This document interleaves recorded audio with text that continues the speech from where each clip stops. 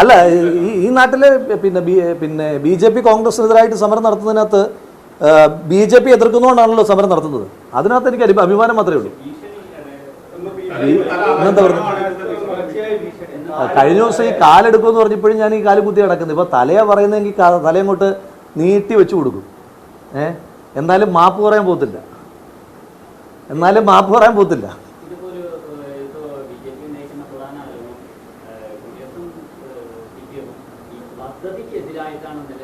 ആ പദ്ധതിക്കെതിരായിട്ട് പറഞ്ഞ ഒരു സ്റ്റേറ്റ്മെന്റ് ഞാൻ നിങ്ങളോട് എല്ലാവരുടെയും മുന്നിൽ വെച്ചിട്ടാണ് പറഞ്ഞത്. ആ പദ്ധതിക്കെതിരായിട്ട് നടത്തിയ ഒരു സ്റ്റേറ്റ്മെന്റ്. ഇനി ആ പദ്ധതി കൊണ്ടുവരുന്നതുമായി ബന്ധപ്പെട്ടിട്ട് വേണമെങ്കിൽ ഒരു നിയമ തടസ്സം ഉന്നയിക്കാമായിരുന്നു.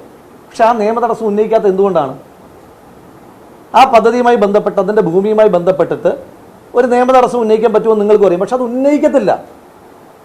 കോൺഗ്രസോ UDF ആ വിഷയം ഉന്നയിക്കത്തില്ല. കാരണം ആ പദ്ധതി അവിടെ വരട്ടെ.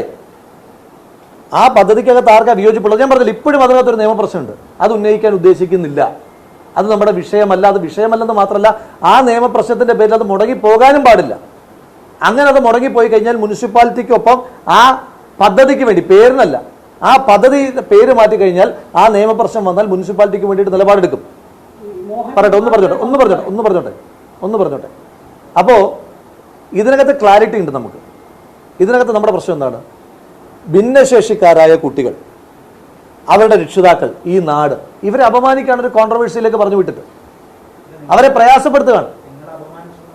അല്ല, ആ അപമാനിച്ച ഒരു സ്റ്റേറ്റ്മെന്റ്. ഇപ്പൊ അങ്ങ് എന്നെ അനുകൂലിക്കുന്ന മാധ്യമപ്രവർത്തകനല്ലല്ലോ, അങ്ങ് എന്നെ അനുകൂലിക്കുന്ന രാഷ്ട്രീയത്തിന്റെ, ഞാൻ വ്യക്തിപരമല്ല പറയുന്നത്, അങ്ങ് എന്നെ അനുകൂലിക്കുന്ന ഒരു രാഷ്ട്രീയത്തിന്റെ മാധ്യമപ്രവർത്തകനല്ല. അങ്ങ് ഉൾപ്പെടെയുള്ള മാധ്യമങ്ങളോടാണ് ഞാൻ ഇതുമായിട്ട് ബന്ധപ്പെട്ട് പ്രതികരിച്ചത്. ഞാൻ ഭിന്നശേഷിക്കാരായിട്ടുള്ള ആളുകളെ ആക്ഷേപിച്ച് ഒരു വാചകം എന്ന് പറഞ്ഞാൽ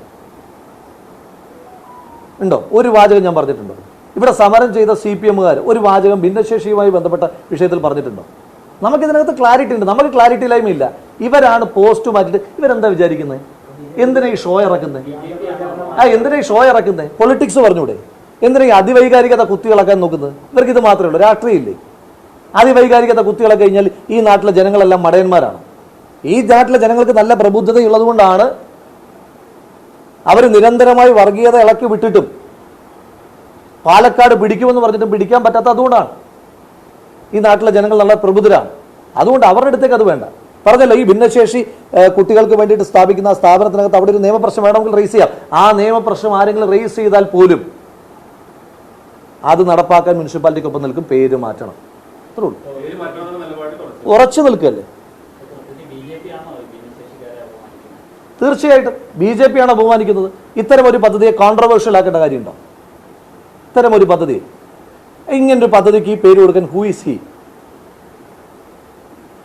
അല്ലേ, ഹൂ ഈസ് ഹി? അവിടെ ആ സ്ഥാപനവുമായി ബന്ധപ്പെടേണ്ടുന്ന ഏതെങ്കിലും കുട്ടികൾക്കോ അവരുടെ രക്ഷകർത്താക്കളെ കൊണ്ടോ ഈ പേരൊന്ന് പറയിക്കാമോ? അറിയാമോ ഇതാരാണ്? ഇവരിപ്പോൾ പറയുകയാണ് വലിയ ആളാണ്. വലിയ ആൾ, ഞാൻ ചോദിച്ചോട്ടെ, എനിക്ക് പലപ്പോഴും തോന്നാറുണ്ട് ചില സമയത്തൊക്കെ നമ്മളിങ്ങനെ പറയും, മറ്റേ ഈ പ്രമുഖനായ എല്ലാവരാലും അറിയപ്പെടുകയാണെങ്കിൽ നമ്മൾ പേര് പറയേണ്ട, ചുമ്മാ പേര് പറഞ്ഞാൽ പോരെ അല്ലേ? ഇപ്പം മഹാത്മാഗാന്ധിയെ പറ്റി പറയണമെങ്കിൽ പോർബന്തറിൽ ജനിച്ച് ഒക്ടോബർ 2 ജനിച്ച് അന്ന് തൊട്ടുള്ള കാര്യങ്ങളെല്ലാം പറയണം. മഹാത്മാഗാന്ധി എന്ന് വെറുതെ പറഞ്ഞാൽ തന്നെ ഈ നാട്ടിൽ എല്ലാവർക്കും അറിയാം. ഇതിങ്ങനെ ബിൽഡപ്പും ഒക്കെ കൊടുക്കേണ്ടി വരുന്നത് എന്തുകൊണ്ടാണ്? അറിയില്ല ആർക്ക് ഈ ചങ്ങാതിനെ. ഇപ്പൊ കാണിക്കുന്ന ആവേശം ജീവിച്ചിരിക്കുന്ന കാലത്ത് ഈ രാജ്യത്തിന് വേണ്ടി പ്രവർത്തിക്കാൻ കാണിച്ചിരുന്നെങ്കിൽ പ്രയാസം ഉണ്ടാവില്ലല്ലോ.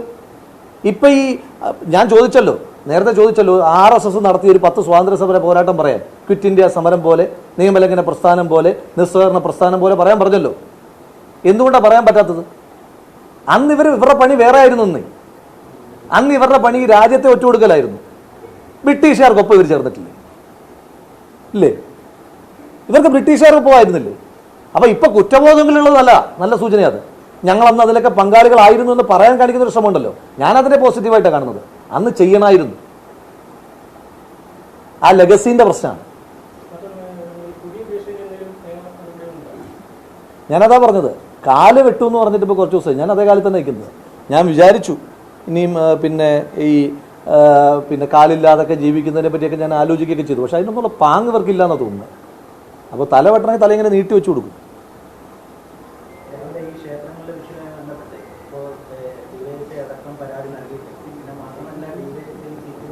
ഒരു ഒത്താശ ചെയ്യുമെന്ന് പറഞ്ഞു. ഈ 2022 തൃശ്ശൂർ പൂരത്തിനടക്കം സാധനങ്ങളുടെ ഇത് RSS പ്രദർശിപ്പിച്ചു. ഞാൻ പറയുന്നത് ക്ഷേത്രങ്ങളിലേക്ക് എന്തിനാണ് നമ്മൾ രാഷ്ട്രീയത്തെ കൊണ്ടുപോകുന്നത്? ഞാൻ ക്ഷേത്രങ്ങളിൽ പോകുന്ന ആളാണ്, ഞാൻ പള്ളികളിൽ പോകുന്ന ആളാണ്, ഞാൻ പെരുന്നാളിന് പോകാറുണ്ട്, പള്ളി നേർച്ചയ്ക്ക് പോകാറുണ്ട്, ഉത്സവത്തിന് പോകാറുണ്ട്. അതൊരു സെക്കുലർ ഫാബ്രിക്കിന് പറഞ്ഞല്ല, നിങ്ങൾ കാണാറുണ്ടല്ലോ. ഞാൻ ഇങ്ങനെ എനിക്ക് ഇത്തരം ആഘോഷങ്ങളൊക്കെ വലിയ ഇഷ്ടമാണ്. ഞാൻ അതിൽ ഏതെങ്കിലും ഒരു വേദിയിൽ പോയിട്ട് ഞാൻ എൻ്റെ രാഷ്ട്രീയം കാണിക്കാറുണ്ടോ? ഇല്ല, ഒരു രാഷ്ട്രീയം കാണിക്കാറില്ല. പള്ളിയും അമ്പലങ്ങളും നമ്മുടെ രാഷ്ട്രീയം കാണിക്കാനുള്ള ഇടങ്ങളല്ല, അത് വിശ്വാസത്തിൻ്റെ കേന്ദ്രങ്ങളാണ്. നമുക്ക് രാഷ്ട്രീയ പ്രവർത്തനം നടത്താൻ വേറെ എത്രയോ സ്ഥലങ്ങളുണ്ട് അല്ലേ? നമ്മൾ സാധാരണഗതി പറയുമല്ലോ, രാഷ്ട്രീയക്കാരുടെ കാര്യങ്ങൾ വരുമ്പോൾ അതിനകത്ത് പിന്നെ മത നേതാക്കന്മാർ ഇടപെടാൻ പാടില്ല നമ്മൾ പറയാറുണ്ടല്ലോ. തിരിച്ച് മതത്തിൻ്റെ വിഷയത്തിൽ എന്തിനാണ് രാഷ്ട്രീയക്കാർ പോയി ഇടപെടുന്നത്? എന്ത് കാര്യത്തിനാ? അത് വിശ്വാസികൾക്ക് വിട്ടുകൊടുക്കും. അതാണ് നമ്മുടെ പോയിന്റ്.